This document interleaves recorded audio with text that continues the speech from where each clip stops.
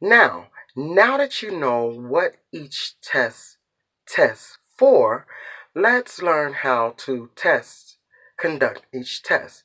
But first, here's a recap. Remember, there's the low leak, low warning, spring brake test, service brake test, and parking brake test. 5 parts of the air brake system that you must test. Low leak test the air compressor for leaks. Low warning test the low warning buzzer to be sure that it will come on at 60 or below, right at 60. And the spring brake test, which we will check to make sure that the spring in the parking brake pops out when the air pressure drops between 40 and 20. The service brake test, which tests to be sure that the service brakes, the brakes that serves you every day, that when you step on that pedal, that your brakes or your vehicle stops dead center. It should not pull to the left or the right. It should stop dead center. Then there's the parking brake test. Remember, the parking brake test is the actual knob that pops out. Now, that's what you're checking. You're checking to make sure that that parking brake knob, when it's out, it holds the vehicle and makes sure that the vehicle does not move when your gear shift is in gear down to drive or any low gear. Well, to test it is low and go, but any low gear. And when the gas pedal is stepped on, that bus should not move. That knob should hold that vehicle and make sure that the bus does not move. Now, to do each test, I'll go back to the low and go. Let's start with the parking brakes. The parking brake test is just what I said. You drop your gear shift in low and you step on the gas and see if the vehicle go. Now, do I need to tell you that the bus should be started and secure before you start this test? Now, we know what a secure vehicle is, right? In neutral with the parking brake applied, pull towards you. That's a secure vehicle, okay? So, do I need to tell you that the vehicle needs to be on and secure in order to do a parking brake test? Well, I shouldn't have to, but I just did. So since I did, now all you need to do is put the gear shift in low, step on the gas, and see if it go. If the vehicle does not move, that test is over, okay? Now, let's go to the service brake test. The service brake test, which remember, is the one that serves you every day, the pedal that's on the floor. The service brake test is done by putting your vehicle in drive and pulling up for 5 miles an hour and stepping on the brake pedal. Your vehicle should stop dead center. It should not pull to the left or to the right. It should stop dead center. And you should not have no less than a 1/4 inch of meat on your brake shoes. They'll ask you that. That's one of the questions. So, service brake test is to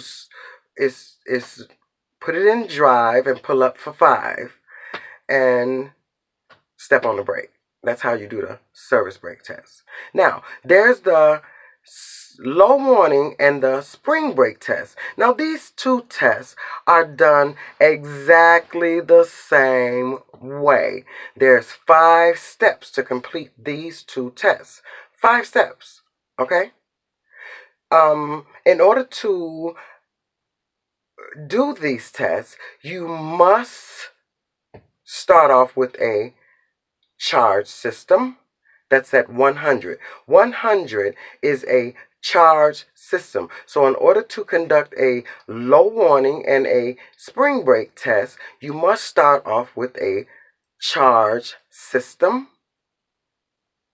Turn the vehicle off. Turn the vehicle back on. That on is only to ACC. You know, like when you're listening to the radio, do not start the bus all the way up. Just turn it on to ACC. So, charge system, off, on, release. That means push in the parking brake. That knob we keep talking about, push it in. That releases the parking brake.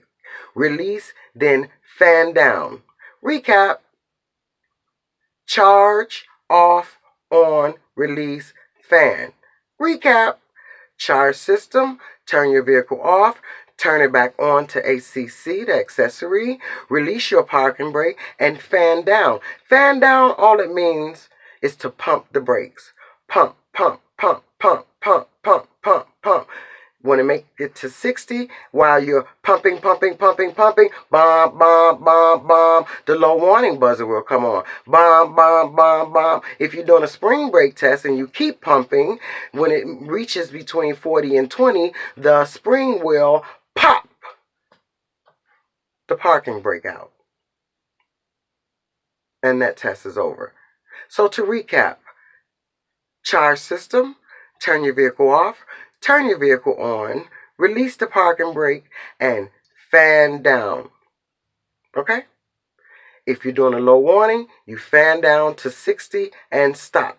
If you're doing the spring brake test, you fan down to between 40 and 20 until the parking brake knob pops out.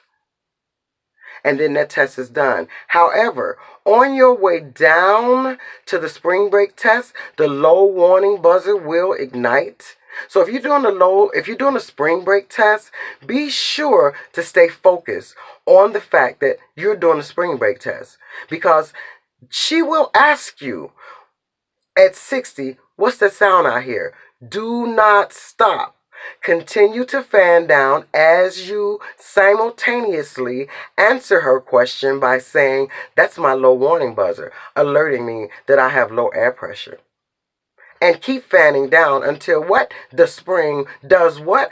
Pop out. And when that spring pops out, the spring brake test is done. Now you have the parking brake test done, the service brake test done, you have the spring brake test done, and the low warning brake test done. There's nothing left but what? Say it to me. Let me hear it. You're right. It's the low leak test. I was saving that one for last.